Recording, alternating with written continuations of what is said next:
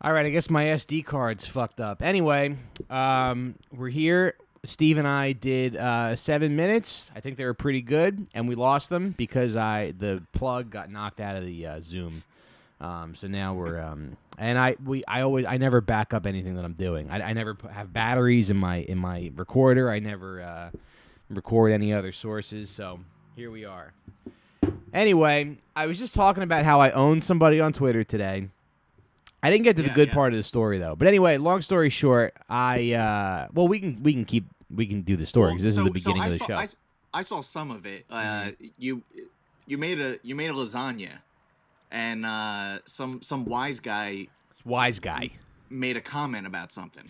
Well, and the thing is, like, whenever you post a picture of food, no matter what it is, somebody it's literally guaranteed somebody. No matter what the food is, somebody goes, "Oh, it looks like shit." When it's like, what do you want it to look? What do you want it to look like? I don't understand.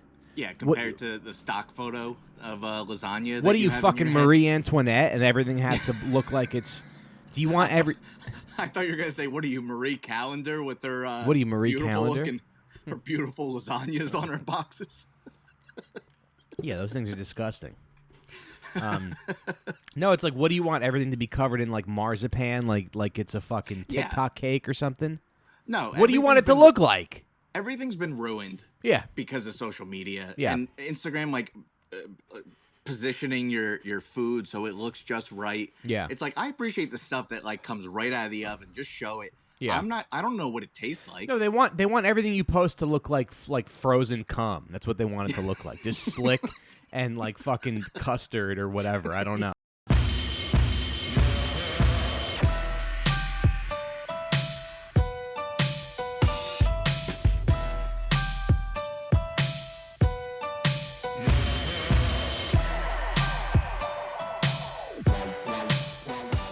And then I said, "Oh yeah, just what I thought. You've never cooked anything, and you're just a guy who runs his mouth." Then he comes back and he goes,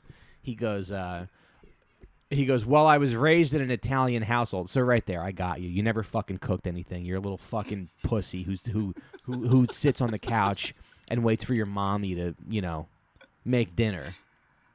Yeah. You never cooked anything, you fucking loser. Well, the fact that he's like raised in an Italian home, like every Italian is a good cook. Right. No, he's dad. He's our fucking dipshit. He's our dipshit father who can make like 2 dishes. Yeah, right. Also, what is lasagna supposed to look like? What is lasagna supposed to look like? I mean, that's kind of like my point. Yeah. It is slop. It's slop. It's slop just held together by noodles. And it's supposed to look like slop. Yeah. Oh, they want like they want one of those, those crepe cakes where you could see the layers and it's like so nice to look at. Like that's not lasagna. Yeah. It's meat sauce held together by flat noodles. Right. So it's like, I know I shouldn't even be validating this person and whatever. That's another thing. Right. But yeah. I'm just like, but whenever somebody posts that, because they do it no matter what. I mean, it could literally be like a replica of Michelangelo's David. It could be Michelangelo's David, and they're gonna go, it looks like shit, or they'll find some flaw with it or whatever. No, the penis is smaller. Yeah. There's no pubes on that one, actually. I know that I should be like, I should like not let it bother me, but I just I'm like, I want these people to feel shame. I want them to be embarrassed for going there with me. Yeah, but like I was saying, the only thing that is going to make them actually feel embarrassed is if you respond calmly and like the bigger man, just saying, right. Well, you know what? It tastes really good. I don't really care how it looks.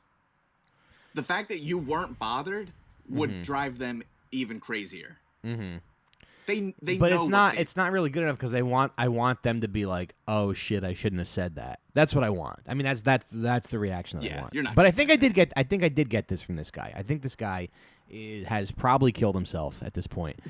I think he's probably in a garage right now with his car started and he's just inhaling carbon monoxide because So he goes. So I go. You never cook. I go. Yeah, just what I thought. You're a guy who never cooked anything. You don't know what you're talking about. So he comes back and he goes, well, I was raised in an Italian household, and I know what a good lasagna looks like. And this looks like it was given like a sour cream money shot because there were some white patches on top of the lasagna. Okay. Fuck. He goes, I'll give you my mother's recipe if you want it. So now I'm like, I got this guy right where I want him. He gave too much away. He walked into my trap. And I wanted to be aggressive with this guy. I wanted to be a little mean. I was like, this. If I was a little mean, if I said his mother was a stupid pig, I would be justified. But I didn't go there. Yeah. And his mother probably is a stupid pig. But here's what I said back. I said, yeah, it's funny that you bring up the white spots. That's actually fresh mozzarella, which doesn't brown. And you would know that if you knew what the fuck you were talking about. I'm not sure what your mother uses on her lasagna, but I'm guessing it comes out of a bag. Oh! That's all I said.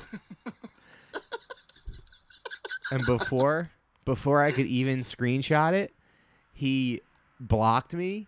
And then I went into my alt account because I wanted to go into my other Twitter account to be like, I wanted to sign into my other account and be like, that's because it's the account is to sit down with Mike Recine, which I never use.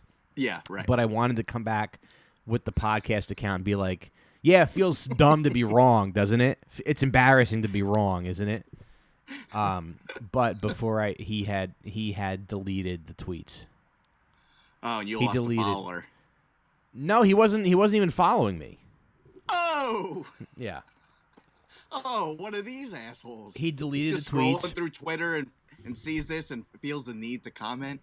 Yeah. Yeah. He deleted the tweets and he blocked me. And so I do feel like I won. It wasn't really like a good feeling. Like it wasn't like I wasn't like, oh, this is great. I own this guy. Revenge does ultimately make you feel very empty and very kind of unfulfilled. It's not like you never own somebody and you're like, oh, I'm glad I did that. I guess I feel sad for him that his whore mother who uses bagged cheese didn't teach him manners. But I wish you stuck with him long enough to get. I wish he stuck around too. I wish I do. I do. Wish you got his I wish I was reading his disgusting pig mother's recipe on my show right now. And I wish me and you were like making fun of it. Her fucking nasty lasagna recipe, just nasty like her son. But anyway, the point I'm trying to make is that it doesn't feel great to like own, like you would think that when you own somebody like this, it feels good. I don't really feel anything. I don't really feel like, oh yeah, I really accomplished something. I really did something here. Ultimately, I think that was a waste of time. But I don't understand why human beings are designed like this. I don't understand a God that designed us like this, where it's like somebody wrongs you and you're like, I'm gonna fucking destroy you, and then you get your revenge, and then you just feel empty inside. I think that's like a fundamental. I don't know. It's just weird. It's a primal urge. Yeah. For men, especially, where it's like you can't afford to be made a fool of in public, because then you're lesser than. Yeah. And you're. And it's silly, I guess, right? Your primate monkey brain is like, no, I'm going to stand up. I'm going to stand up for myself. Yeah. I was thinking about a kid in middle school who would punch me in the arm every day before English class. He sat next to me in English class, and every day he would punch me in the arm like as hard as he could for like a couple, I forget, maybe it was like a couple weeks. And every once in a while I think about this kid, and I was thinking like, what would be like the ultimate, revenge for this person? And I think it'd be cool if like I somehow, if there was a way where I could like make a call to his father, so his father thinks he's in trouble, and then he like goes to his house, and then he thinks his father's an intruder, and he like kills his own father. I mean, that would like the thought of that really makes me laugh. Just like orchestrating. Yeah. It's like Cartman making that kid's parents into chili, and then he eats them. Making Scott Malkinson eat his parents. Yeah, like, eat his parents. It's fun, and it's actually cathartic for you to think that in the privacy of your own mind. Right. Like, you're not going to go do it. Right. But if that actually happened, I wouldn't be like, oh, I got him. I would be like, oh, wow. Ugh. Well, that sucks. What a mess. Yeah. So I think that's a good lesson for my kid is like to just don't go too far. To let it go. Let it. I hate that phrase. Let it go. Like I hate. Why? Because it's tied to Frozen. Well, no. I just hate like let it go. When you're upset about something and somebody goes, let it go. Yeah. But you do. But it is. I guess it is ultimately good advice. Well, just this is all therapy. Is that like you think about that track you went on in your mind where you're like, I got to get revenge. I got to do this, and I did it, and it was not good. Mm-hmm. And you just file it away. Is like, you know what? I actually feel better when I don't. Mm-hmm. And your monkey brain will take that into account. Like, if you feed your subconscious enough, Mike, you'll be able to change that impulse. Right. Make it less so. But also, like, sometimes when you spend hours working on something and then you share it and then someone shits on it, yeah, I don't begrudge you for unloading on that guy. I mean, I know it was a good lasagna. Right. There's no doubt in my mind. I mean, really, literally, it was one of the best lasagnas I've ever made. Oh, nice. But yeah, for this fucking like how much of a piece of shit are you? You just come in here and you go, he said disgraceful. And he's not even a follower. He's not even a follower, and he doesn't even know that fresh mozzarella doesn't brown when you put it in the oven. You fucking idiot. You stupid. What? This was a grown man? I guess, yeah. Or was he a kid? I'm guessing it was. I don't know. I grow up in an Italian house. Yeah. My mommy makes lasagna every time. He's like 10 years old. Well, good. He's got to learn. Kid's got to learn. Anyway, all right. So today's episode of the show, we're joined by my brother Steve Recine, and we're talking about. So, what is it? It's the week between Christmas and New Year's where we sit around and we drink and we eat lasagna. And we watch movies. Now, COVID's really bad in New York City right now, so this is always a good week to kind of like, take it easy. People are away. There's parking spots on the street. Maybe you go to a bar. You go out to dinner. You eat like a nice whatever you didn't get to eat over Christmas. It's always a good week, but COVID cases are up, so there really isn't much to do besides watch. We went to Soho today for a little bit. We did a little shopping. Oh, yeah? Why? We just did a little shopping. I got a coat. Ooh. Yeah. Ooh. Fancy. Yeah, but then it was like we like walked by a bar. We were like, should we go in there? And we were like, no, it's like probably a COVID den in there.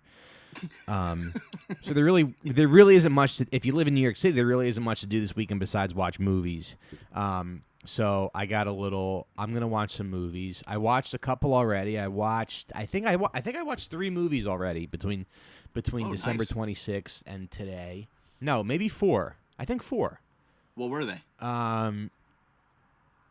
They were Sunset Boulevard. Nice. Singing in the Rain. Nice. Battleship Potemkin. Okay. Have you seen that one? Yeah. Yeah. Battleship Potemkin and Public Enemy. So nice. So everything. Nice. Yeah. So everything before 1950, I guess, right? Yeah. And did you like any of them? I liked all of them. Yeah. So nice. But I think before I watched any of them, I looked at the AFI list of the 100 greatest movies.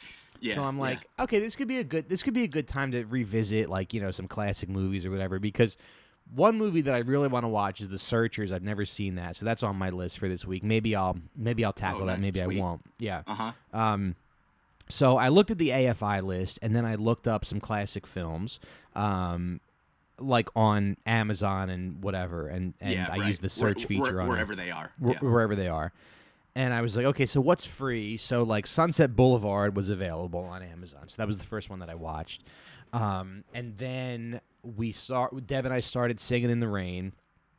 Did you I like that movie. I was surprised how good it was. I like that movie too.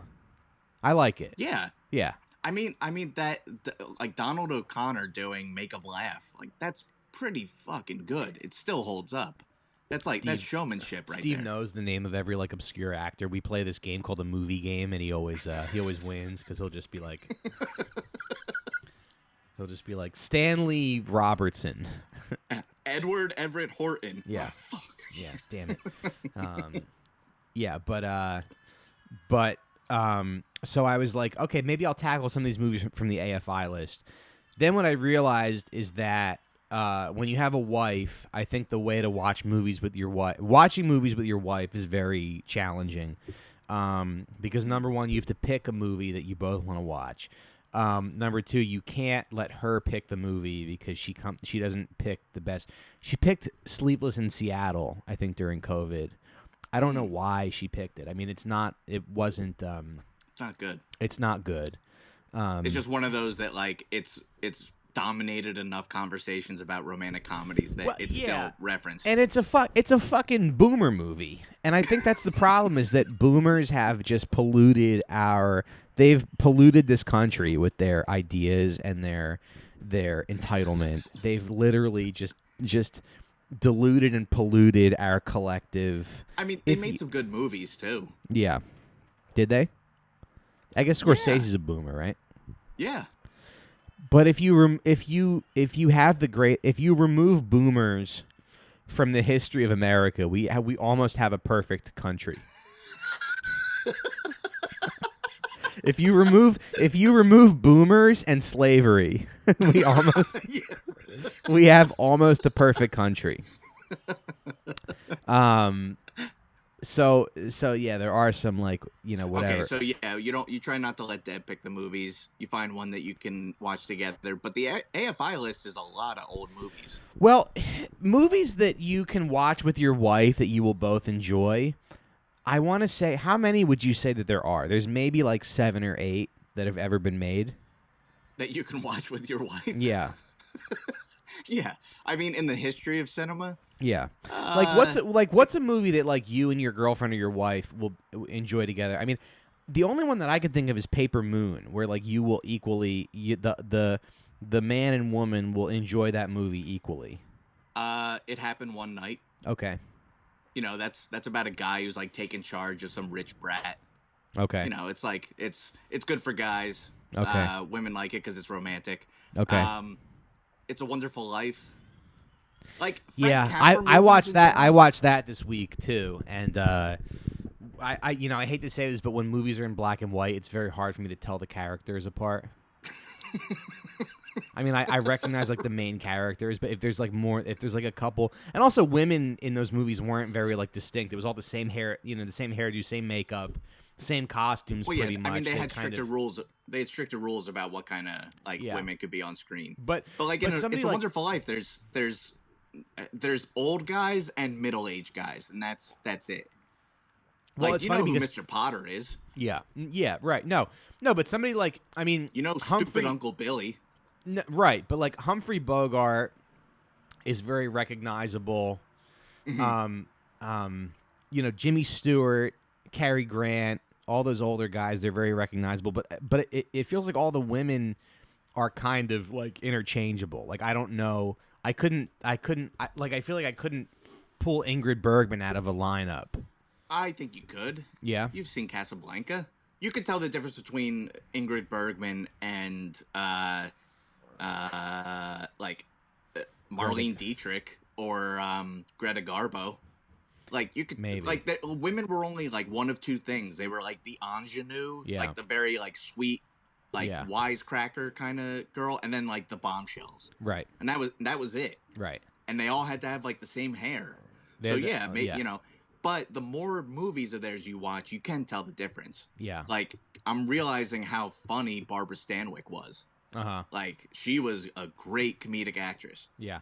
Carol Lombard was the same way. Mm-hmm. Like, she had great comedic timing. Mm-hmm. But it was only after watching a couple of their movies that you start, like, seeing their individualism. Otherwise, you only watch the one movie that they're in that's in the AFI list. And, you know, I guess, like, if you're also, like, everything was kind of made there weren't any, like, striking, very different filmmakers back then. Like, they all had their formulas. Sure. And, like, that's why Citizen Kane is always at the top of the list, because it was the first time it, like, had weird angles in, like, a major Hollywood hit. Oh, really? I mean, it wasn't the first, but, like, it was the first time, like, in popular, like, a big-time movie that people are like, oh, that's a new way to frame something. That's a new way to shoot this sequence. Like, that's why Battleship Potemkin's famous. He shot the whole movie with the camera resting on his stomach. He's like, no, trust me. He wasn't always fat. I'm Orson Welles, God damn it. You know he was like 21 when that was made? No, he was 25. 20. That's what I thought, yeah. He was only 25 years old. So he wasn't fat yet. Okay. But good for him. But yeah, I mean, that's why, like, what you were saying about the AFI list, I wanted to say that, like, I was going over it, and there are a lot of things that, like I counted, like, 30 movies you could lose from that. Mm-hmm. Yeah. Just because, like, they were popular then. They really haven't permeated the culture past, like, the year 2000. Well, it's very weird. So two movies that I watched, and I did watch Public Enemy as well. Now, what I've noticed is that if you're gonna watch a movie with your wife, especially if you have kids, you have to pick two movies. You have to pick, like, the wife movie and the guy movie, because eventually your wife is gonna get up. Eventually, your wife is gonna get up and not come back into the room if you're watching a movie together. And you don't want, and it's like, it's rude to, like, finish the movie without her, even though she's, like, up taking a dump and then, like, making TikToks, you know? It's still kind of rude to finish the movie. So I think you need to have, just a tip for the guys out there, you have to have two movies that you're watching simultaneously. You have to have the wife movie and the Dudes Rock movie. Yeah. And actually, that's true. Yeah, I have to do that with Jama, because sometimes she'll fall asleep during a movie. So I'll turn it off so that we can finish it later, and then I'll put on the thing I was going to watch. Which also kind of proves my theory is that movies are not really for women. It's a man's art form, and that's okay. There should be, women can like movies and see them, but we really should have separated theaters the way that. we should have separated theaters by gender. Yeah, multi-genderplex. Yeah. Yeah. Yeah. I want to. They should be segregated like 1950s private schools.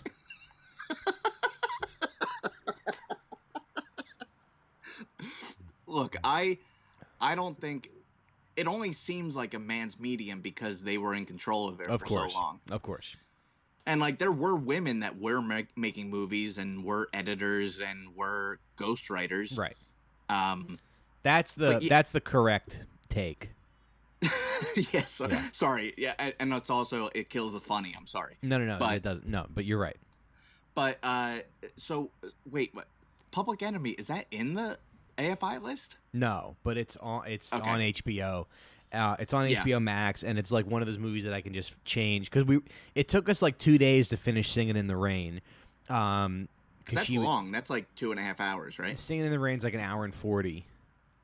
Damn. Yeah. You know what? Yeah, your older movies were like shorter. Yeah. They were economical. They were like, look, people only have 2 hours, then they got to get home to the kids. Yeah. Right. But the funny thing about Singing in the Rain, so I was watching. Actually, I think in the time it took for us to finish Singing in the Rain, I watched two movies on my own. I watched Battleship Potemkin. And Public Enemy. Nice. And then we finished Singing in the Rain like a day later. Well, you know, Public Enemy was also featured in a Sopranos episode. Yeah. Yeah. So, yeah. I mean, it's a great movie. Yeah. Although it's funny, at the beginning of Public Enemy, there's like a little disclaimer, and they go like, "It is our attempt not to glorify this behavior, but just to show what it's like." And it's like, wow. As long as there were movies, there were like women who missed the point and complained. I was gonna say, like, as long as there have been movies, there have been trigger warnings. Yeah, but there were always people who were like, "You're promoting violence with this. You're promoting racism. You're promoting," like, whatever. And it's like, I don't know. I thought we're supposed to show the world. We've always just treated people like sheep. They're gonna be like, oh, they're gonna see James Cagney smushing a grapefruit in his wife's face. They're gonna get ideas. Yeah. Like, and it's like, they thought people were so stupid. Well, that's the thing. I mean, and then there's also some discourse now about Licorice Pizza where people are going like, actually, because I don't know if I haven't seen it yet. I don't know if you've seen it. I have seen it. You have seen it. It's great. And I'm gonna fight against this, but go on. Well, there's people on Twitter who are going like, they're going like, actually, putting racism in a movie it's not anti-racist to put racism in a movie. You're actually doing racism. So, like, you can't have a character who says... And also, okay, so then cancel It's a Wonderful Life then, because Mr. Potter says, oh, you're helping a bunch of garlic eaters. Yeah. You know? Right. I mean, you would have to... that was kind of fucked up, let's be honest. You would have to get rid of, like, almost every single movie. Yeah. But that is an interesting point. I mean, I guess it's kind of funny, like Potter being like... You're just what do? You just live to help out a bunch of garlic eaters. It's like, we know who you're talking about there. That was a little, I was a little bit offended by that. But I'm not going to write an essay it was made by an Italian filmmaker, an Italian-American filmmaker who was trying to create a villain. A villain. So you showed a villain being insensitive to like working class people. But what these people would argue is like, they would be like, well, write your villain with not at the expense of marginalized people. I see their point, but also the point is like, if you're watching a movie just looking for racism, then that's it. Then great. You're not going to enjoy anything ever. But if you're looking for like just 2 hours in a different world, then you're not going to be able to watch anything. Yeah. And I know that we definitely need more anti-racist stuff out there, but also. But I don't know. But why? But why in art? That character in that movie was. Like, the whole point was, like, this guy is, like, fuck this guy. Like, and how offensive he is. Like, we're not able...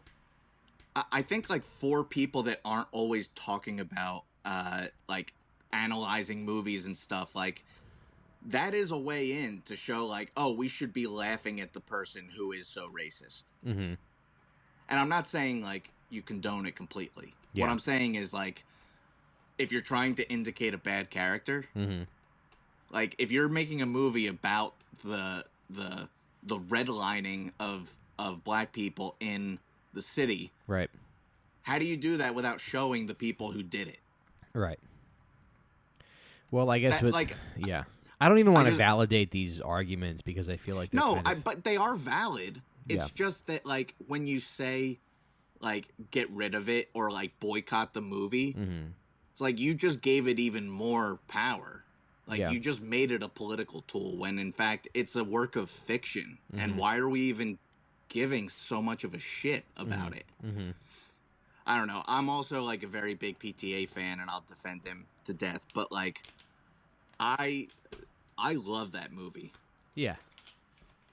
But there's a whole group of people now who haven't seen it and they won't see it and they'll associate you liking that movie with liking racism. But I just thought that I just feel like art is supposed to show us the world as it is and like and not always an idealized version of what we wish we wish could be. It can get you talking about it, which these people are, but they're doing it in a way that's like shaming. That like you're shaming anyone who even attempts to try that. And that's not a good way to encourage people to make art. Like it's the same thing with comedians. and like you can't say this on stage, you can't do this, you can't do that. Well, the best way to like figure it out is to not laugh. Mm-hmm. And with these movies, like I you know that Simpsons episode where Marge gets Itchy and Scratchy to be less violent? Mm-hmm. And it's like the episode Itchy and Scratchy are just sitting on a porch, and Itchy's like, "More lemonade?" Mm-hmm. Like, "Yes, please." I don't remember that, but it's really funny. And they're like, yeah, and it's like, and that's the end of the episode. Yeah. And it's like, that's what we'll have. That's all entertainment will be. Right. But anyway, back to movies, because I don't want to fall down that rabbit hole. I don't want to either. Like but there's a certain like there's a type of person who seems to think that like art is political, and that art, like, all people think that all art is political, and that it influences, you know, like how people think and feel. So you have a responsibility to, like, you know, right, and I don't feel that way. I don't feel that way. But those are the same people who are like, they critique how you do it, and it's like, if you're making movies for the majority of Americans, there's some people that don't think critically. They don't have any emotional intelligence. Yeah. So the only way to convey, like take our mom, for example. She's become such a staunch advocate for gay rights because of movies. Mom?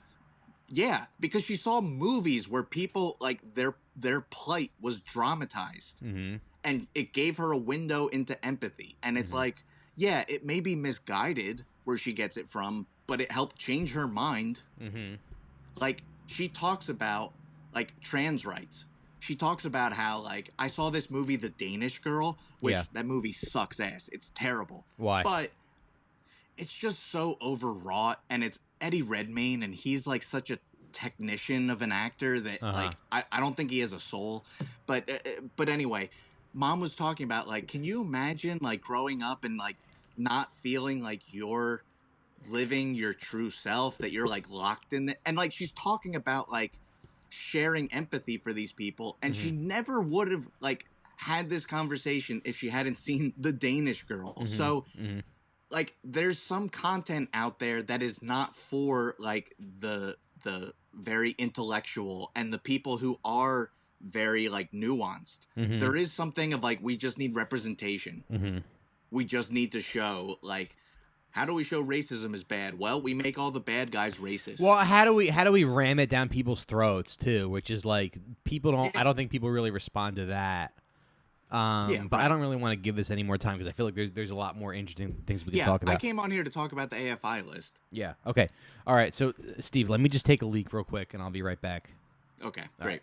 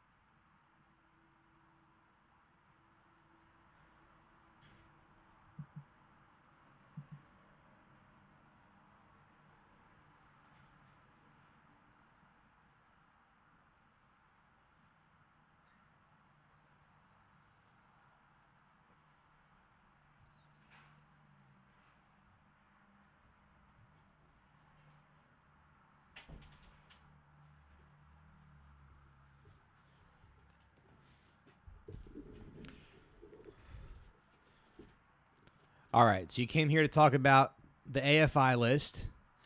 Let's get into the AFI list.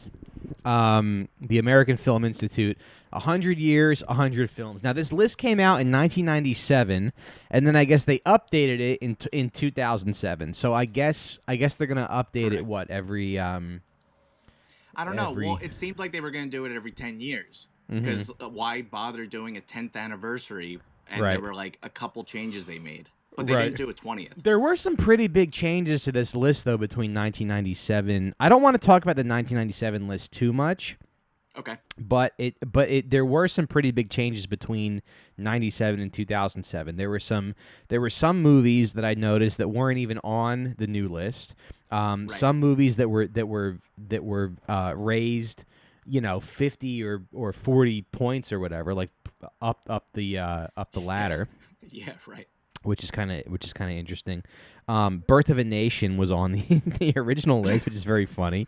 I love that. I love the idea that somebody is like, but it's so good. It's so well made.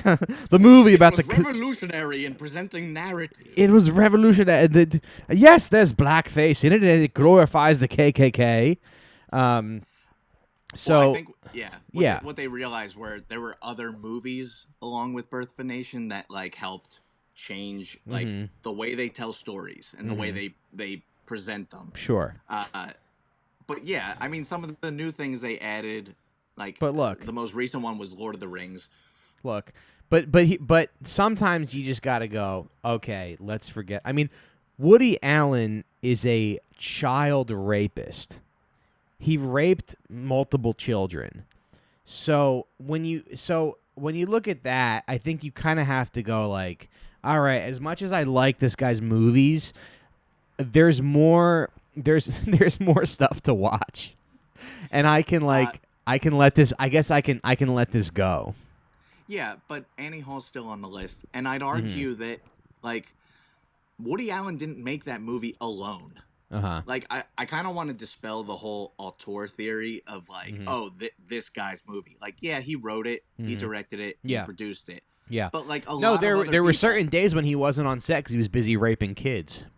So the assistant director had to fill in, who was a woman of color. Yeah. Anyway, do you actually want to talk about Woody Allen? No, I don't. So let's get into the AFI, the 2007 AFI list. Okay, number 1, Citizen Kane. Never saw it. Number 2, The Godfather. Okay, good movie. It's The Godfather. Now, originally on the 1997 list, Casablanca was number 2, Godfather was number 3. Now, Casablanca's number 3, Godfather's number 2. I don't know. I mean, that seems very arbitrary. I don't think it doesn't really seem to matter. I don't know why that decision was made. All right. But Casablanca, yeah. Do you want to dive into that? Well, just real quick, because the criteria that they use. Okay. The criteria for these movies are that it's got to be feature length, it's got to be American, it's got to have critical recognition, it's got to have major award-winning credentials, popular over time, historical significance, cultural impact. Okay. The difference between 1 and 2, or 2 and 3 in this case, is that I think they probably took it down. They took Casablanca down 1 because Godfather was more culturally, more of an impact, significant. But you know, Casablanca still is a very culturally impactful film. It's one of the best screenplays ever written. Right. But Godfather is like, I think in scope and in storytelling and in how they made it, it faced a lot more. It faced more of an uphill battle to become a masterpiece than Casablanca did. That's my opinion. But I think the moving up and down, the rating thing is bullshit. Yeah. Like, I mean, look, I think they're both good movies. Yeah. Well, so all right, but when you go down the list, like, what's the first one where you're like, why is that? Okay. So that's an interesting question. So number 4 is Raging Bull. Now, Raging Bull, I've seen that maybe 2 or 3 times. Every time I watch this movie, and maybe I got to watch it again, but every time I watch it, I'm like, I think I'm missing something. To me, it's definitely not Scorsese's best movie by a long shot. And it's interesting, and it's certainly like, I don't know, it's like well done and well shot, but the story, I mean, I don't know what I'm supposed to like love about Raging Bull. Well, first of all, like so much of the movie is De Niro's performance and his transformation. Yeah. There's also the cinematography and the editing. Like Thelma Schoonmaker Okay. was like that's one of the most tightly edited, beautifully edited movies Okay. and shot. Okay. There's also the But I idea just of feel like like in terms of story, I mean, I feel like there's Casino is more Taxi Driver is more memorable. Goodfellas is way more memorable. But even movies like The King of Comedy is to me is more memorable than yeah, Raging Bull. and this is the other thing that's like kind of shitty about these lists is that like it is dominated so much by just the public perception of it that like there is something though like that's timeless about Raging Bull that I could see why they like jacked it up 20 spots from 97 to 2007 when the new Okay. one came out. Okay. Like it went up 20 spots. Yeah. And I think there is something timeless about it where like this could have been made like at any point ever. Okay. Like there is something that like it exists outside of space and time. For me anyway. It's not the first time anyone ever told a story like that where you show the character like how he is in the beginning and then you flash back and show how he got to this terrible point. But it's funny they shot that movie in order, so Robert De Niro got fat and then he got jacked and then he got fat again. Not a lot of people know that. yeah, that's not No. healthy. No, I don't. No, did they? No, they didn't. No. Wait, I thought he did. Oh, I don't know. All I know is Because he I'm does have, I'm like, in my De Niro beginning of Raging Bull phase right now. I'm almost like I was working out a lot before Christmas, and now I'm just like almost trying to see how fat I can get before I go. This is enough. Yeah, well, maybe you can win an Oscar from it. Yeah, be nice. Yeah, I agree that it's not even. Again, like I hear the voices in my head of like older people who are like technically, like the technical making of it. Okay. It is his best movie. However, I think his best movie, like on every level, is Goodfellas. I think Goodfellas and Taxi Driver are they're the two best. Yeah, because they're also like the most American movies. There's something like Taxi Driver is like the rot underneath, like the rot everyone was feeling after Vietnam, like that, like the nihilism of it. That like, oh, the promise of America is just a big fat lie. And Goodfellas is about like, oh yeah, I'm gonna go, like it's about the American dream at doing it at what cost. Like they are like very quintessentially American movies. Yeah. Raging Bull is like it's just like it ticks all the boxes for these people. It ticks all the boxes. Yeah. And it's not to take anything away from it either. It's just that like Citizen Kane ticks all the boxes.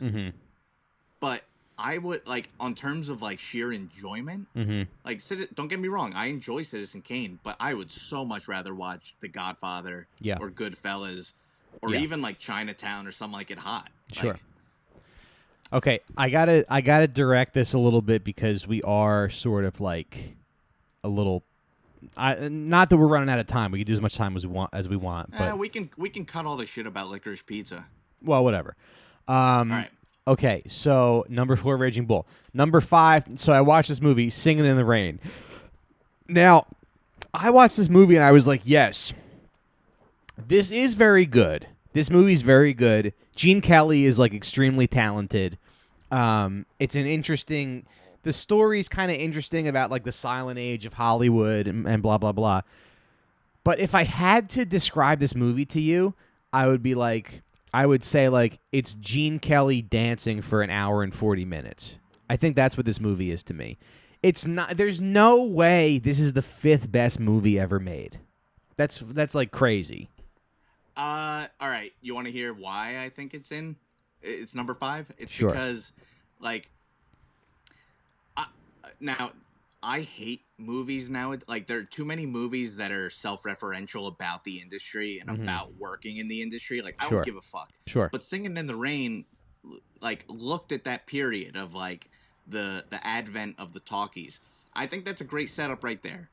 the fact that they look at like, oh, these silent actors and like who could make it after that, it's very interesting, and it is like somewhat skewering, but it is also love like the Donald O'Connor stuff is like oh yeah, that's like what we love and what. But it really didn't have much of a story.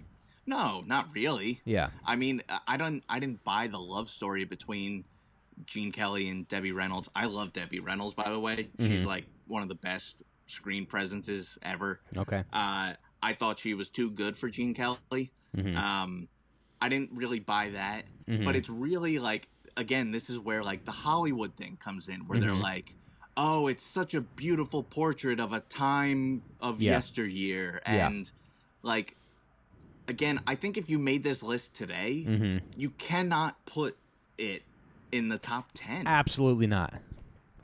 Okay. Okay, Gone with the Wind, number 6. Never saw it. I have no thoughts or opinions on it. Okay. Okay, here's an interesting one. Number 7, Lawrence of Arabia. Now, I saw this movie in high school when I started getting into movies when I was like 16. I watched it a couple times. I rewatched it recently, about a year ago. My wife was out of town. You get that? This is a.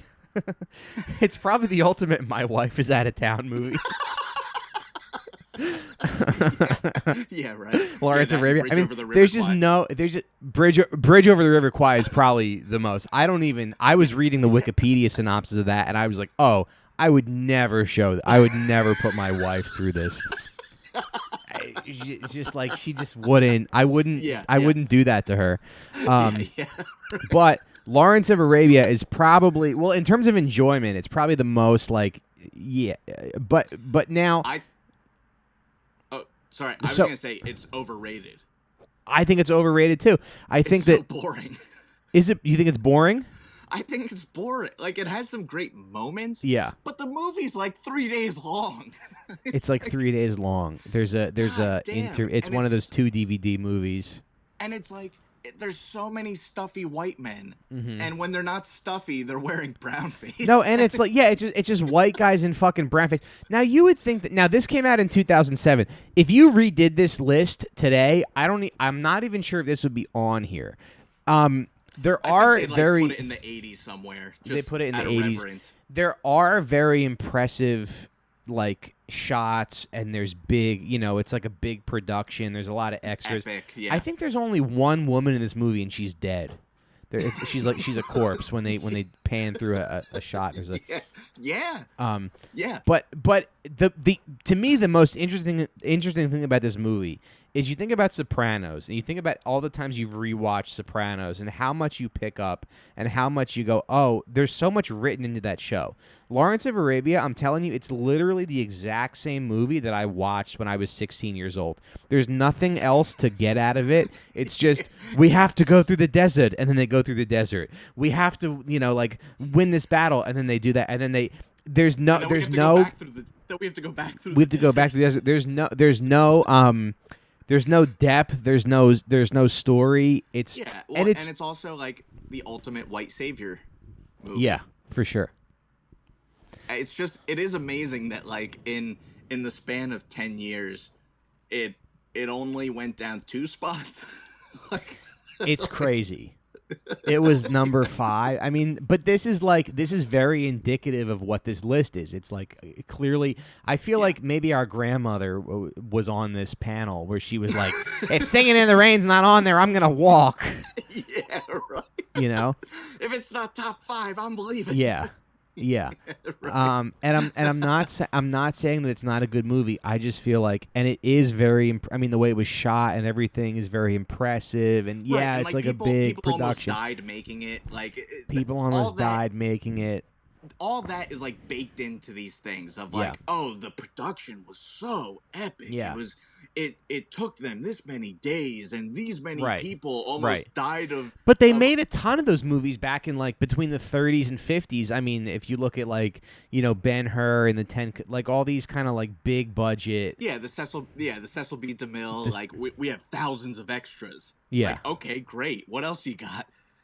Yeah. Like, it was really easy to impress people back then. Yeah. And there is that element of like, oh, it was such a big hit because only a few years earlier, people thought a train was coming at them through the screen. So then you fill a screen with thousands of people. Of course, they're going to think it's like the greatest thing they ever saw. Yeah. It was like a big deal, and everybody had PTSD from World War II, so they were just like, yeah, right. Yeah. All right. All right, so let's keep moving down the list. Number 8, Schindler's List. Okay, Holocaust movie. Number 9, Vertigo. Never seen it. Number 10, Wizard of Oz. Wizard of Oz, for what they were able to accomplish, I think in that time is very. And Wizard of Oz is a good story too. It's Deb's favorite movie. Wizard of Oz, I think, should be higher. Yeah, maybe. Just because of like everything. If we're gonna talk about like how things were made and productions of it, like, and it's how it stands the test of time. Mm-hmm. I don't know if any other movie before 1940 is still shown to children. Yeah. Like as reverently as Wizard of Oz. Sure. I do want to note Vertigo jumped up 52 spots in between the two lists. And that came from so much academic bullshit. I fucking hate that movie. Really? I think it's overrated. I think it has some good parts and some interesting things, but also it's Alfred Hitchcock working out his sick perversion of like being obsessed with blonde women. Like it is totally like, oh, it's so psychological. It's like it's also just Hitch being a fucking pervert and like putting that into the movie. It's just I don't see why it's it shouldn't be top 10. Cool. Glad you're dead, you fat pervert. Yeah. Onward. Number 11, City Lights, Charlie Chaplin. Okay, number 12, The Searchers. I've never seen this movie. It's John Wayne. People say it's the best Western ever made. Also, the hotel chain that I like to stay at. People say it's the best Western. I don't know. I mean, I certainly like Westerns. I don't know if they're my favorite genre. I definitely like Once Upon a Time in the West. Okay, so this is not Once Upon a Time in the West. This is like, it's confronting the myth created from Westerns. Okay. Like, John Wayne is playing a character that is He's a Confederate, right? He's a Confederate soldier. But you know what's funny? Like I watched a YouTube video one time where they were talking about how, like, a lot of Westerns are just kind of like Confederate propaganda. Like, they sort of glorify... And a lot of them were made to kind of like uphold the myth of, like white supremacy. White supremacy. Yeah, because who are the bad guys in most Westerns? Indians. Yeah. And like nowadays, it's really hard to not just see and critical race theory us as the bad guys. Yeah. Right. Like we're the bad guys. Yeah. And like you watch some of those movies and you're like, I can't root for this guy who's saying all Indians should die. Right, and that's kind of the funny thing about this list is like this list of films is very much kind of a paper tiger the same way America is, where you look at this and you go like, okay, it's a lot of these movies are kind of like just pretty crap, Yeah, I mean there are some movies on here though that like confront that point of view, like 2001 A Space Odyssey, it being as high as it is, like that is a indictment of mankind. If there was ever a movie that did so, like it says that man isn't meant to like be in the stars, that we're like too primitive. Okay. But yeah, but then you look at something like Singing in the Rain, like yeah, it holds up that myth of like, oh, America's still good, we are good-hearted people. But yeah, as you go like further down the list is where I start having like real problems. Sure. Okay, so number 16, Sunset Boulevard. Like I said, I watched this a couple days ago. I mean, very good movie. Is it the 16th best movie ever made? I don't think so. It's fine. It's very good. 17, The Graduate. Don't really remember it. 18, The General. Also, feel free to interrupt whenever you want. I'm trying to work through this list as quick as I can. 18, The General, right? Buster Keaton movie, silent film. Don't know. 19, On the Waterfront. Ilya Kazan's a fucking snitch, and he. The whole reason that movie's on there is Hollywood's thing of like, we tried to atone.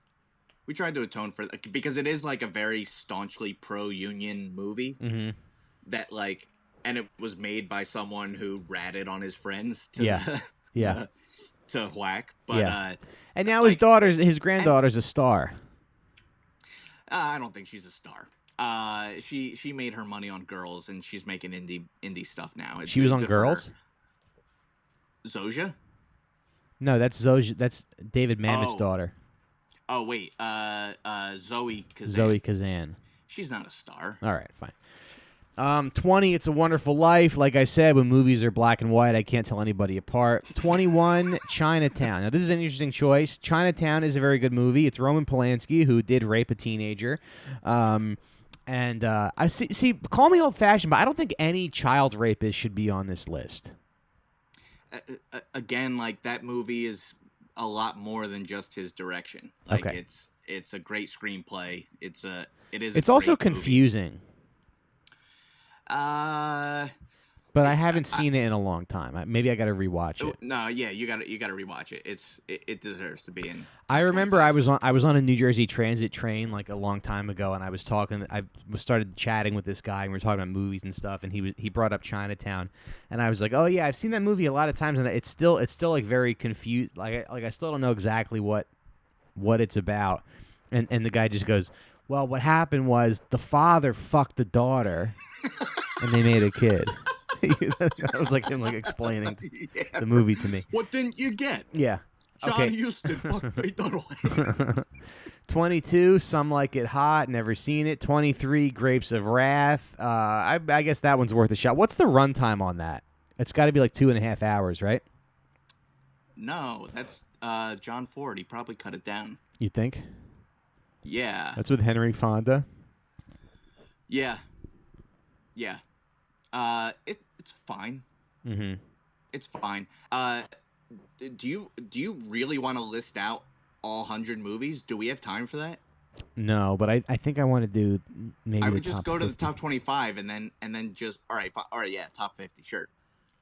But there's some on here that are like, mm-hmm. To Kill a Mockingbird. That's totally like on there for white guilt reasons. Mm-hmm. Fine movie. It can be further down the list. I don't think it needs to be 26.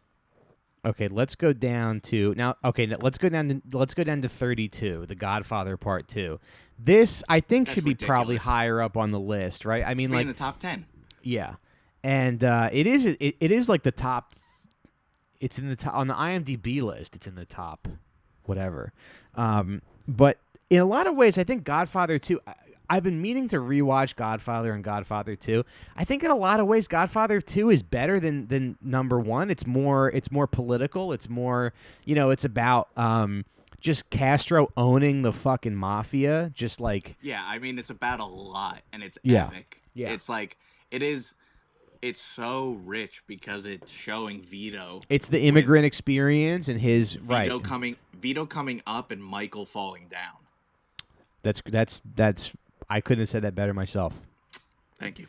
Yeah, and then the stuff in Cuba where like all those guys lost their oh, it's great. Whatever. Like how they show like the gangsters just like using Cuba for like their like they thought it was always going to be fine. It'd be great for them. Because Hyman Roth, he goes, this country's been dealing with rebels since like whatever for the past 100 years. Yeah. And then a guy named Fidel, two guys named Fidel and Che said, "Get the fuck out of my country." You fucking wops. Yeah, they really and then who ended up like one of those guys ended up dying in 2016, and one of those guys ended up his body was found in a barrel, Johnny Roselli. So okay.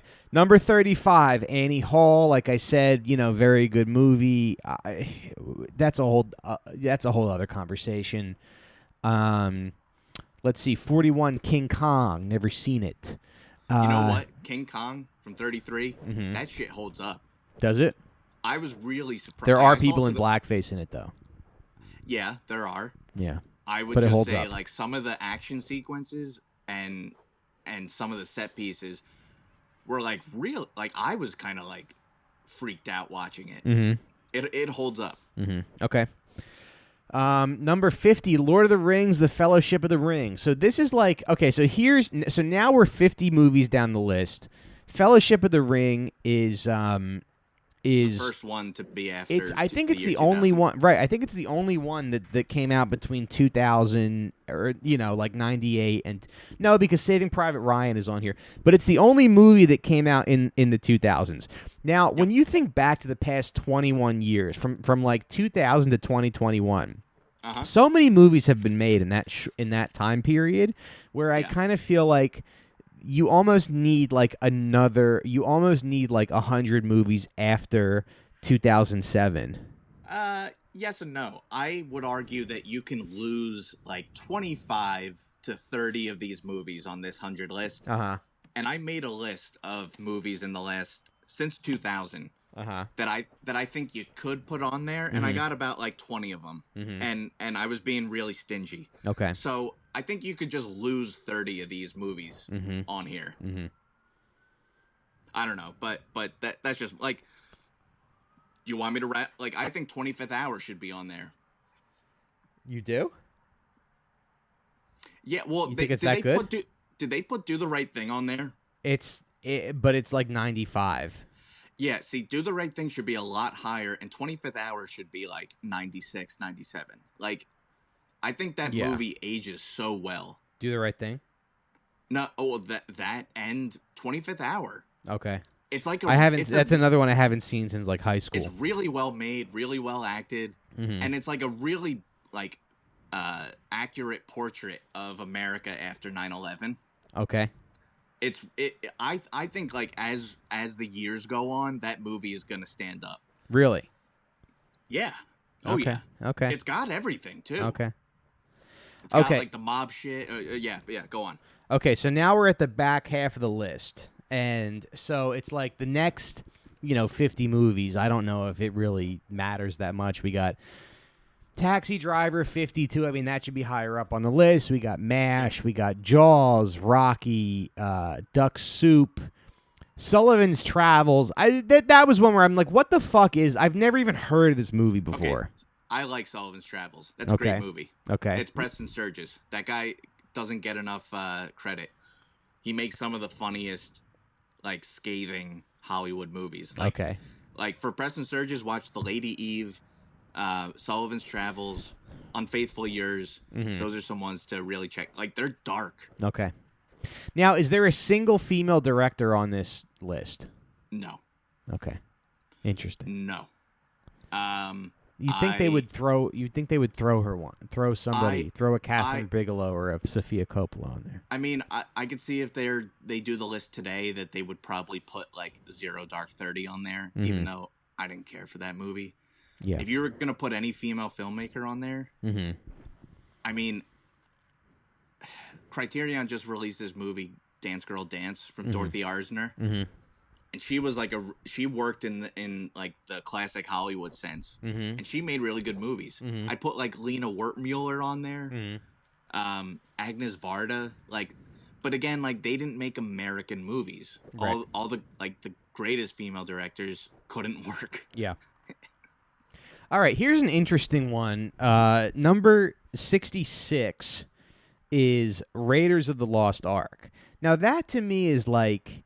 Obviously, okay, cool. It's Indiana Jones. It's like a fun movie that people, but it doesn't seem like that's had a super lasting impact on. Well, so this is one of those picks that is similar to Singing in the Rain, where it's hearkening back to an older kind of movie. It's like it's a love letter to the old timey adventure movies the B movies that they made. So. Like, yeah. So Indiana Jones was a B movie? Yeah. Okay. Oh, totally. Okay. The idea of, like, a professor who's also an adventurer is, like, such a B movie premise. Okay. And I think, like, that's also on the list, too, because, like, some of the action sequences, they were shot practically. So, like, you have all these stunt guys doing these, like, crazy fucking stunts. And doing it practically and at a time when it's like right at the advent of special effects and stuff. So to do all these stunts and everything without the use of visual effects, like I think that's up there. Like, okay. I think the last Indiana Jones movie that's killed why it's whatever. Yeah. Yeah. That's why it's like, oh, they call it like pastiche, where it's like it's a movie that emulates another certain kind of movie. Yeah. And Hollywood eats that shit up. Sure. Yeah, my friend Nick Vatter was telling me about the latest Indiana Jones movie where like there's a scene where like they're chasing each other on on trucks, and then they like go into the jungle, and then they're like swinging on vines, and then they like it's so bad. Yeah, and then the monkeys are chasing them like on vines, and then they end up back on the truck. And then like I watched a little bit of GoldenEye today, and there's the scene in the beginning where he's like raiding the Russian weapons facility, and then he's like trying to escape, and the soldiers are chasing him and they're shooting at him, and then he like there's a plane that's taking off, and then Bond like steals a motorcycle, and like plane goes so like the plane goes off a cliff, and then Bond follows the plane off a cliff and is somehow able to fall faster than the plane, and like gets in the plane and is able to like pull the plane up right before it nosedives into the ground. And it's, I don't know, it's just weird because it's like, and also the Russians have a chance to shoot him. They have a chance to shoot him as he's escaping, but the colonel is like, wait, no, because I guess he wants to see Bond fall off the cliff. Yeah, the typical villain just being like, no, go. We can get him right now, sir. No, I want to watch him die a slow, painful death. Right. And he somehow, Bond somehow falls faster than the plane, and there's no wind that knocks him away. He's able to, like, get in the plane and then pilot it. I mean, I don't know. That movie, to me, that's a very kind of like boomer movie. Yeah, well, oh, sorry, go on. 72, The Shawshank Redemption. I haven't seen this in a very long time, but I feel like that should probably be higher up on the list because I think on the IMDb list it's like number 1. Yeah, I don't put too much stock in the IMDb list because they put The Dark Knight, like people upvoted The Dark Knight enough that it's in the top 10, like nerds have ruined that site. Well, Shawshank you see that you look at that list movie. And it's like it's very much like a. It's very much like Shawshank Redemption. I'd argue like the only thing that's keeping that like high up in the list is that it is still culturally relevant. Like people still do see that movie and watch that movie. What? And it's become a meme too. Like I feel like that would like which one? That would be Shawshank Redemption. Okay. Like the shot of him after he crawls out of this, he's covered in shit and he's like letting the rain come down. Like that's become a meme. Okay. So, like, yeah, people still see it. Yeah. There's some movies on this list that, like, if you were to ask someone who's, like, 21 years old, like, if you ask them about American Graffiti, they'd be like, what the fuck are you talking about? Sure.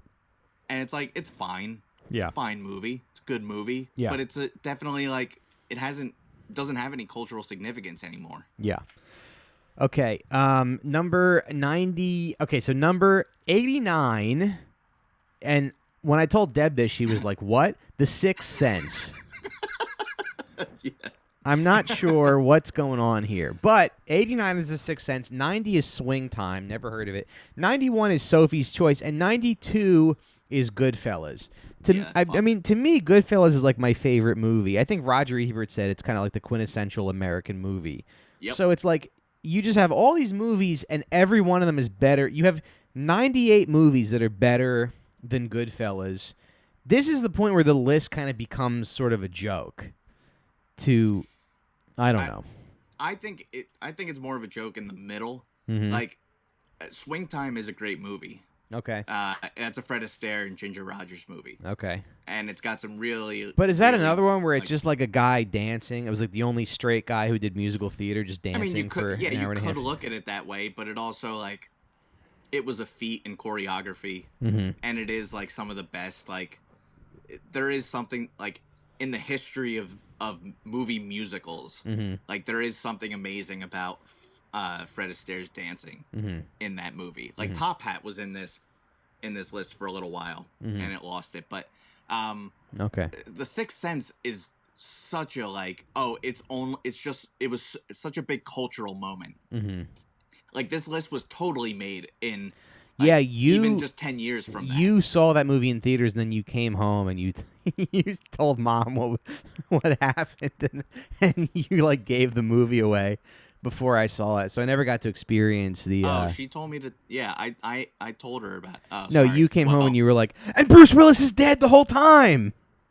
Oh, good. Which well, I which saved you funny. 2 boobless hours. Good. All right. Thanks. The only like it's a well-made movie. It's the movie like M. Night Shyamalan put a lot of thought and effort into, but it's just like it's such a hook. Like it's like Usual Suspects. Yeah. Once you know the twist, right?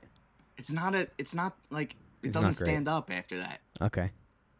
So yeah, that's a pandering fucking. Oh, people said I see dead people so often that we have to put it in the list. Fuck that. Yeah. Sophie's Choice, I don't understand. I think they're like, oh, we don't have any movies with Meryl Streep. Okay.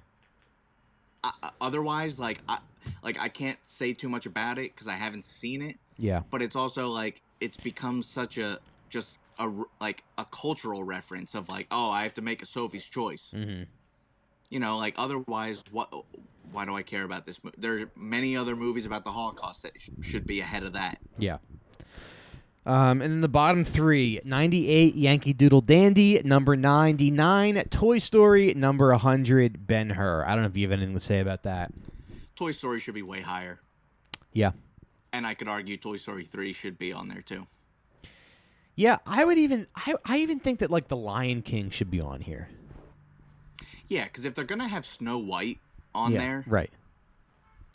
And if they're gonna have these like culturally significant movies, like The Lion King is it.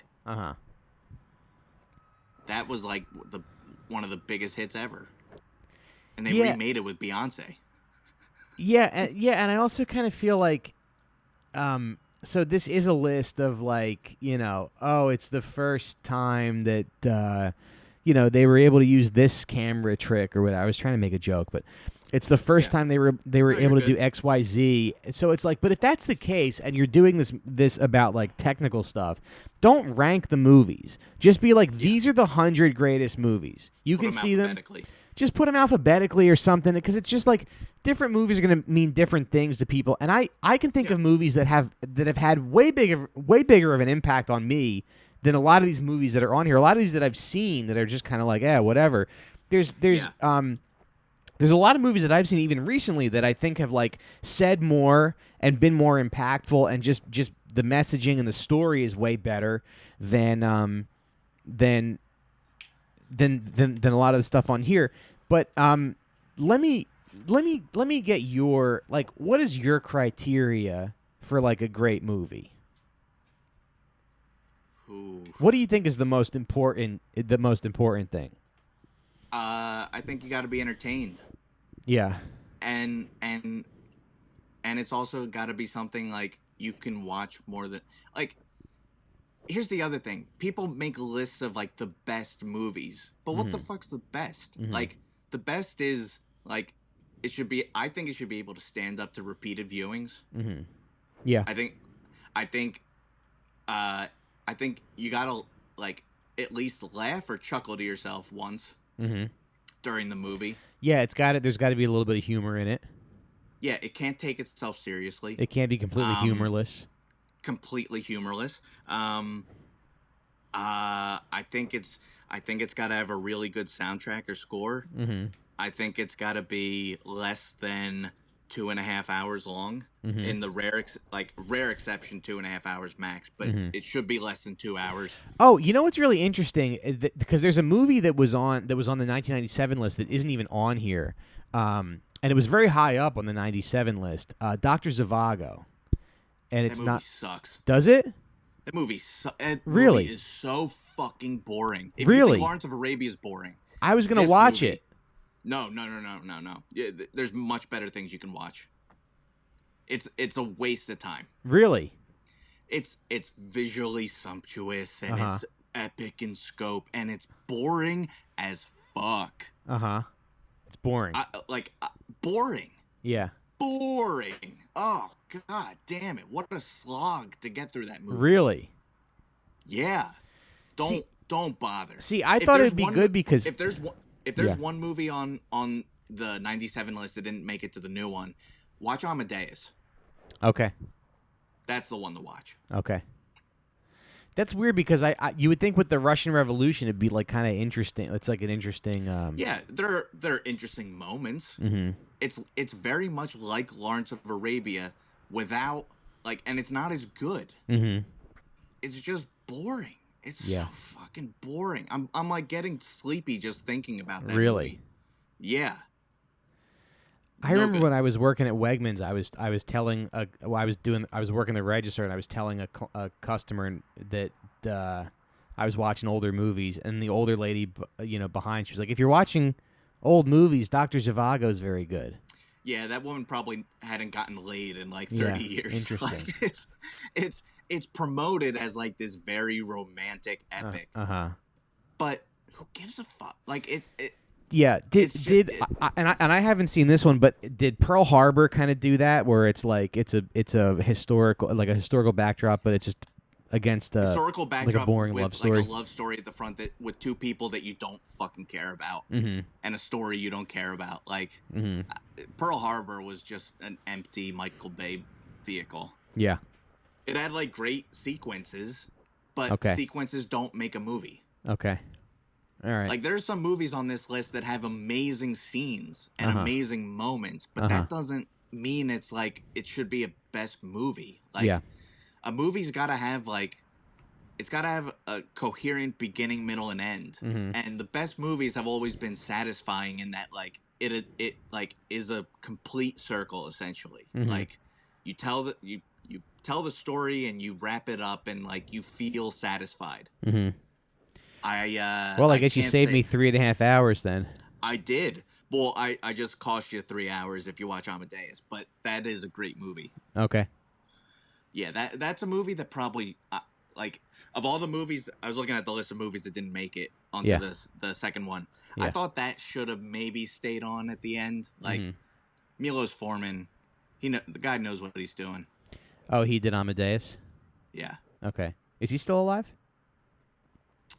I think he died recently. Okay. I was watching. He did the movie musical adaptation of Hair. Okay. And it was really good. Yeah. I was really surprised because that musical I don't. It's like about hippies. I don't give a shit. Right. But the movie was great. Right. Yeah. He died in 2018. Okay. Well. So to me, the most important aspects of a movie are like, story, messaging. I like movies that, you can be, you can think about them a couple years later and go like, oh man, that was so great because they say something about the world that we live in and but that's not its main goal. Yeah. Yeah, and are sort of like just relevant. I guess culturally relevant. Good stories, stuff like that. So Steve and I are going to share. So I asked Steve, I was like, give me your top. We're each going to share our top 10 movies, but we're going to do that on Patreon. So if you want to hear us talk about our favorite movies, you got to give me $5. Nice. Patreon.com/sitdownpod. Thank you guys for listening. I do have some dates coming up. I'll be in next month. I'll be in Minneapolis, Chicago, Poughkeepsie, New York in February 4th and 5th. Coming back to Caroline's February 17th, I think, with Adam Friedland. And, what? When are you picking your feet in Poughkeepsie? February 4th and 5th. What movie is that from? French Connection. There you go. Number 95, I think, on this list. Bullshit. Why? Should be higher. Oh, you think? Yeah, it's a great movie. Yeah, French Connection's good. William Friedkin did that movie, Rules of Engagement, that fucking insane movie. where Samuel L. Jackson ends up being right for murdering civilians in, I think, Lebanon.